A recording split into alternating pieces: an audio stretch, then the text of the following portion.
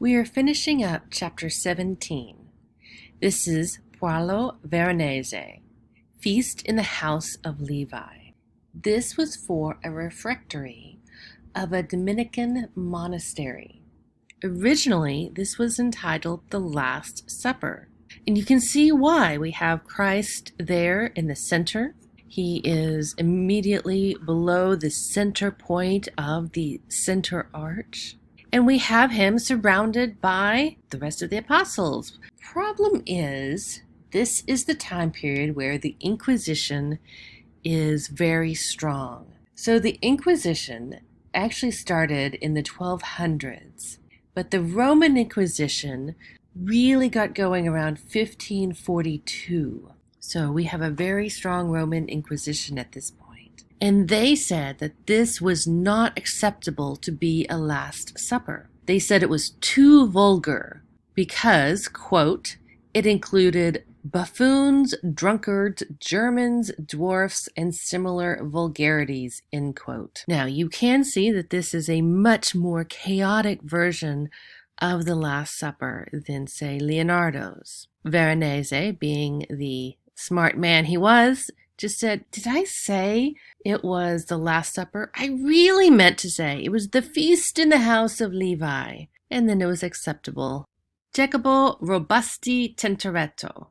This is his version of the Last Supper. Think back to Leonardo's Last Supper. How is this different? One is the angle. We are not straight on looking at the long table. We're at an angle. In fact, not only are we at an angle, we are at a high position. We are at a bird's eye view. So we are in the corner looking at this piece. It also is a much more busy, if not chaotic scene, more similar to Veronese's piece.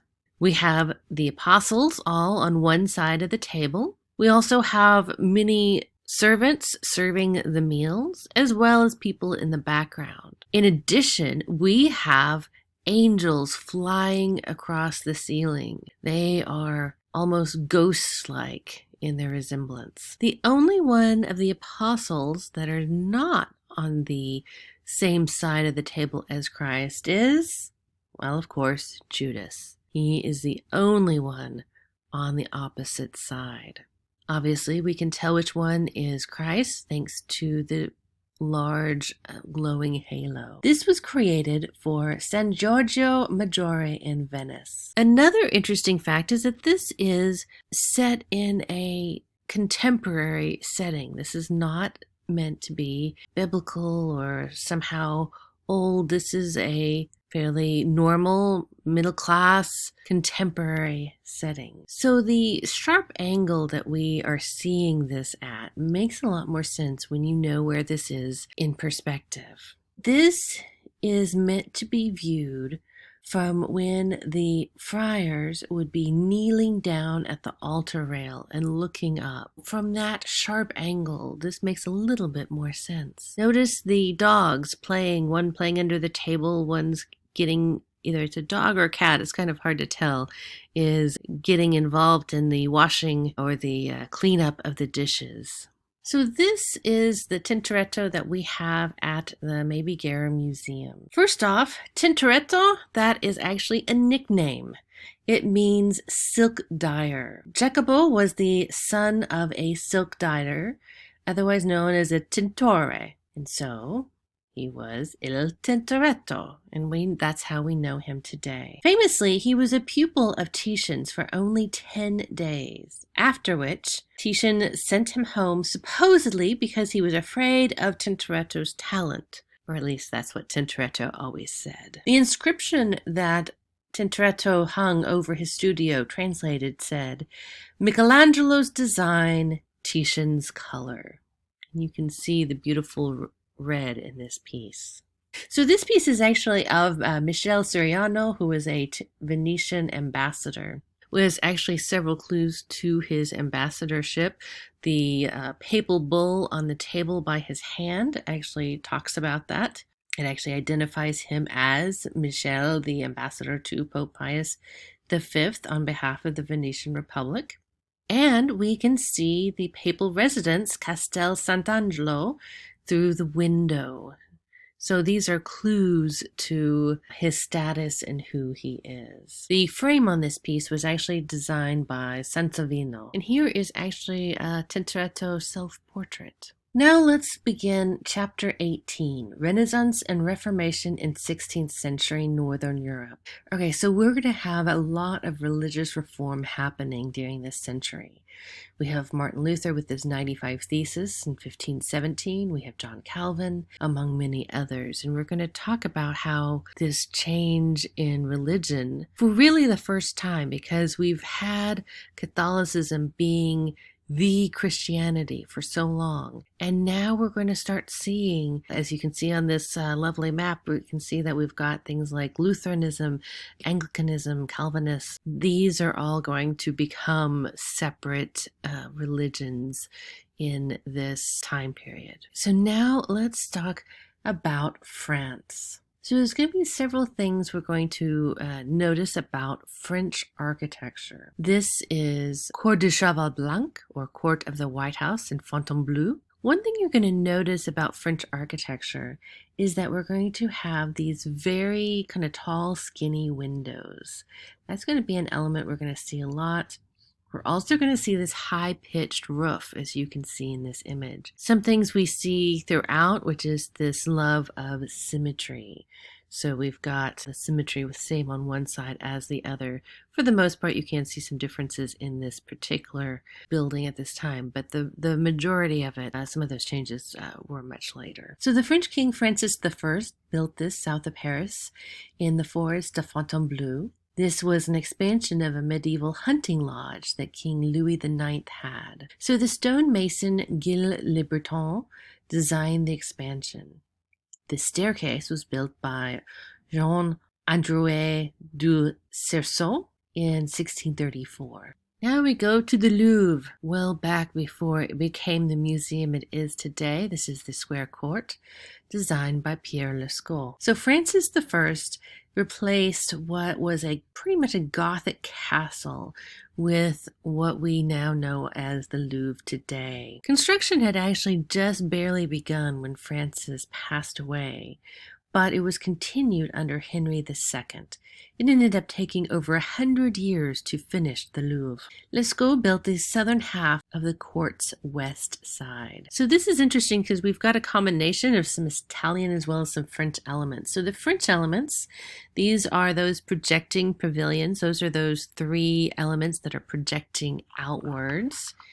Here, here, and here. And then we've got the high-pitched roof that we talked about and the tall, narrow windows. The Italian, that would be more of those classical orders, the capitals, the pilasters, those types of things, as well as the pediments. Those are very much entrenched in the Italian architecture. The unicorn. This is part of the Hunt for the Unicorn series. This is a series of 7 tapestries describing how a unicorn is hunted, killed, and resurrected.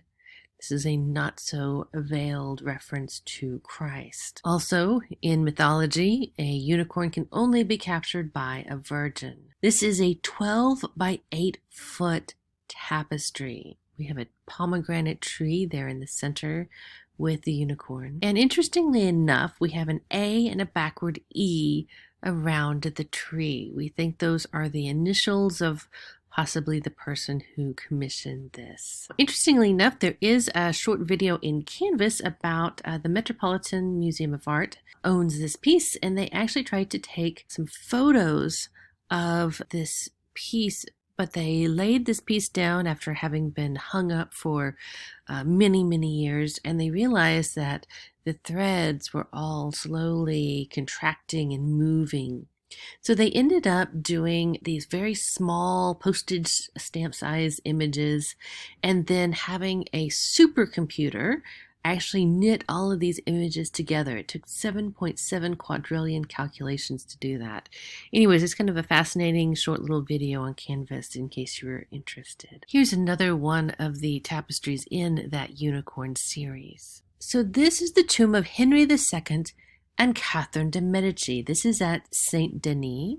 Those of you who took Art History 1 will remember that Saint Denis was a big pilgrimage church, very important in the medieval times. Francesco Primaticcio designed the freestanding chapel, along with the bronze and marble reliefs and the corner figures of virtues. Germain Pilon created the sculpture, the bronze figures on top and the marble inside. Now, the bronze king and queen on top are realistic portrayals of Henry II and Catherine de' Medici. However, I want to actually focus in on the figures inside. I feel like those are a lot more interesting. So these are gisants. Gisant means corpse. And this was a popular thing to do, was you created images for the top of your sarcophagus, and these ended up becoming images as if the person was already dead and had been dead for a while. Sometimes they're idealized, sometimes they're extremely realistic. They're quite interesting. In this case, we have these almost idealized Christ and Venus images of the king queen. They bear very little resemblance to what Henry II and Catherine de' Medici actually look like. But you see that they are depicted very much dead. In these cases, these are somewhat idealized. I'm going to show you a little more gory versions here. So these are showing individuals in a much more advanced state of decay. Some of them even will show rats going through the body and other things. So these can be very grotesque in their depictions of the dead bodies. Pilon, however, he decided to go for a much more idealized version of the two of them. Now let's move to Spain. This is El Greco, otherwise known as Dominicus Theotokopoulos. That was his real name. And when he moved to Spain, he took on the nickname El Greco, which just means the Greek. Probably because people had difficulty pronouncing his real name, he started going by the Greek or El Greco. It's a little easier to spell than Theotokopoulos. He was born on Crete in 1541. He went to Spain in 1576. This is for the Church of Santo Tom in Toledo. This is the burial of Count Orgaz. This was a depiction of a burial of an individual who died sometime in the Middle Ages, around 1323, and was supposedly so pious that Saint Stephen and Saint Augustine showed up at his funeral. So Saint Stephen, he is there on the left. And so you will see Saint Stephen here, and on his robe there's a depiction of his stoning. Remember, he's the one that was stoned to death. And Saint Augustine there on the right, depicted as a bishop. We have a depiction of King Philip II of Spain there in the heavens. We've got Christ up here, we've got the Virgin, we have Peter and his keys, and we have John the Baptist, among many others. Many of the faces are local nobility and clergy. The idea is that the Count's soul is being taken directly to heaven. This was meant to be seen in a very small space. This chapel in which this is painted is only 18 feet deep, and this painting starts around 6 feet above the floor.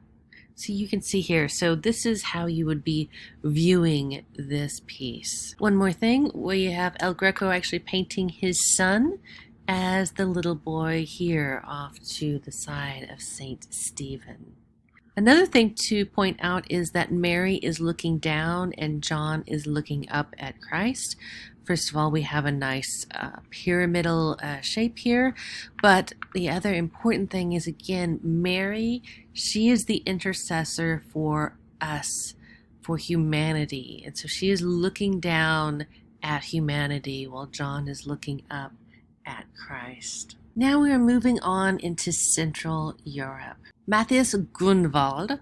This is the Eisenheim altarpiece. We can see on the Eisenheim altarpiece that we have a lot of different depictions. So we have Saint Sebastian here on the left.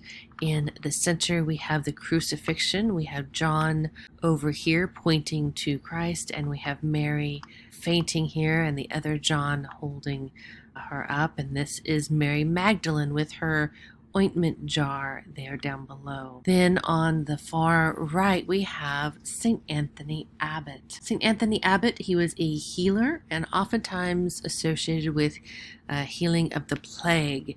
You will notice that there is a demon trying to get in the window to Anthony Abbot. And then the predella. The predella is this bottom piece. This is the lamentation. So they are about to bury Christ. So again, we have the Virgin, we have John, and we are about to bury him in the tomb. The words here by St. John the Baptist, that is translated, obviously. He must increase, I must decrease. Also, we have the Lamb, oftentimes associated with Christ and Christianity.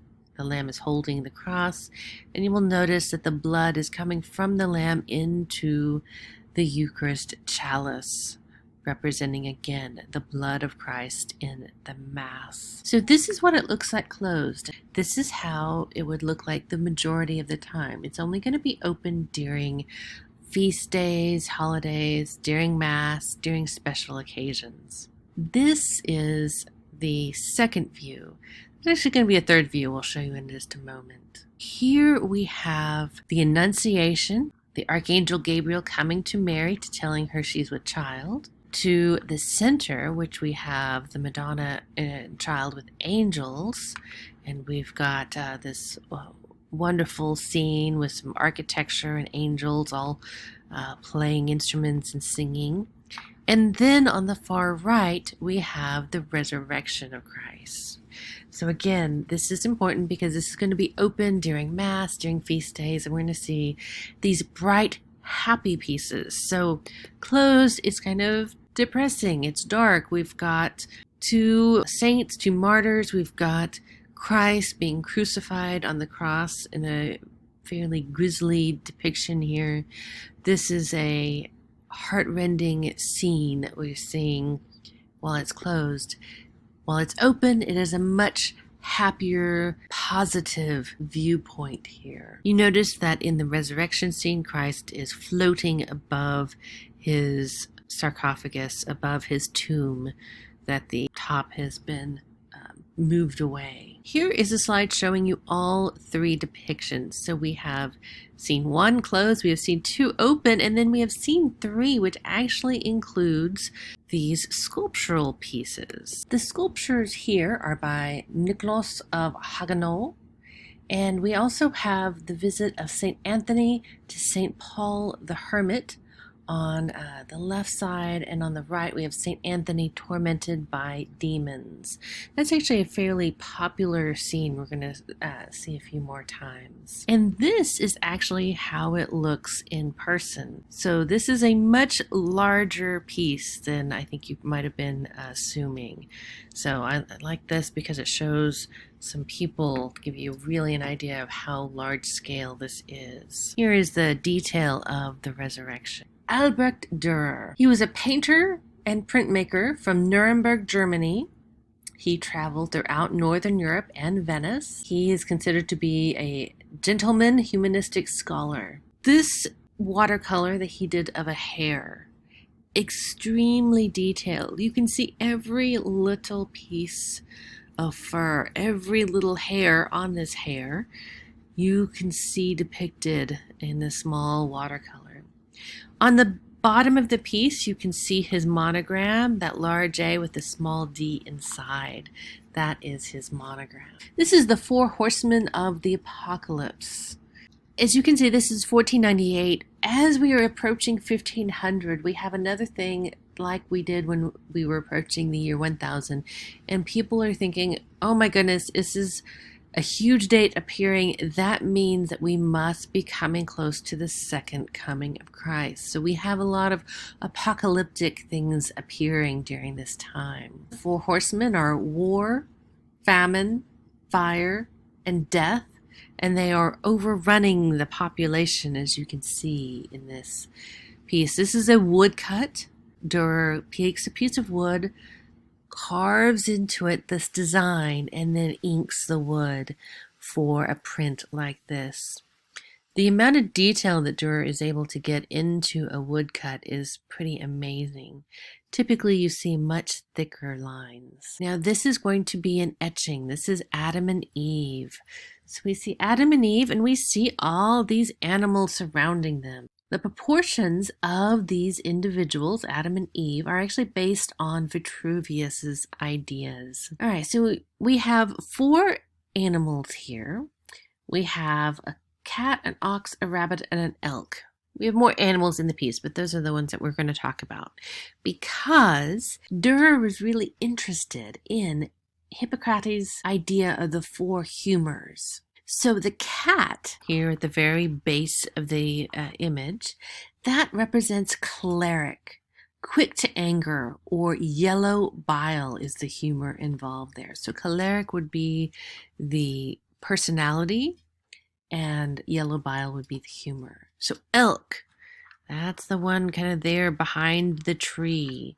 The elk is melancholic, pensive, introspective, depressive, and represented black bile. The rabbit here by the ankle of Eve, that is sanguine, energetic, sensual, and represented the humor of blood. And then the ox in the back behind Eve, that is phlegmatic, lethargic, slow, passive, or phlegm is that humor. So the idea was everybody had these 4 humors, yellow bile, black bile, blood, and phlegm. And it depends on what you have the most of, depends on what your personality was, whether it be choleric, melancholic, sanguine, or phlegmatic. And so this was a very popular idea during this time. This is a self-portrait Durer did. You can see a little bit that he's written about doing this self-portrait, and we also have his signature here and the date, so we know that it is him, and we know that he did it and when it was. And you can see again that immense detail in the fur lining of the coat and of the hair. This is Melancholia. This is one of a set of 3. This is the winged female is holding a compass surrounded by tools of a mathematician. So the idea is that she's got all this practical knowledge, but is stymied in a way. And this is his painting of the 4 apostles. Now, Durer was a follower of Martin Luther. In this we have John and Paul, the 2 in the front, and then Peter and Mark are in the back. And he's painted them to be associated with the 4 temperaments. Now, interestingly enough, this isn't for a church, but actually for a town hall. And then the writings down below are actually quotes from their writings. And those writings are specifically chosen to try to warn the city not to mistake human error and pretense for the will of God. The idea is basically, don't be too radical. So we have John. He is reading here. So we've got John reading. He is representing sanguine. We have Peter behind him holding the key, so we know who he is. He is representing a phlegmatic. And we have Mark, who is representing choleric. And then we have Paul holding the book, and he is representing melancholic. So we have John as sanguine, Peter as phlegmatic, Mark is choleric, and Paul is melancholic. And here is a zoom in. Not only do you get to get the wonderful detail of the foot that he has painted, but there is some of the writings that you can see. Albrecht Altdorfer. This is the Battle of Issus. This was painted for the Duke of Bavaria, William IV's Munich palace. So this is about Alexander the Great's victory over Darius of Persia in 333 BC at Issus. Now, we know all this because of that wonderful floating tablet in the sky. Here we go. Here's the floating tablet. It tells us everything we need to know. So it says, translated, Alexander the Great defeats the last Darius, of the Persian army. 100,000 foot soldiers were killed, and more than 10,000 horsemen. The fleeing Darius could save no more than 1,000 of his knights. His mother, wife, and children were taken prisoner. Quite the explanation there. You can see that this is on a grand scale, very much kind of a Lord of the Rings army type grand scale happening here. We are looking at this. This is part of a cycle of 16 works by 16 different artists. So 8 of them were men, 8 women, which is interesting. And they depict different biblical and or historical events. And these were all done for Duke Wilhelm IV. Now, interestingly enough, Alexander the Great's men were depicted in 16th century armor, while Darius's men were actually depicted in Turkish dress. Also, the size of the forces, positioning, a lot of those things were not really accurate.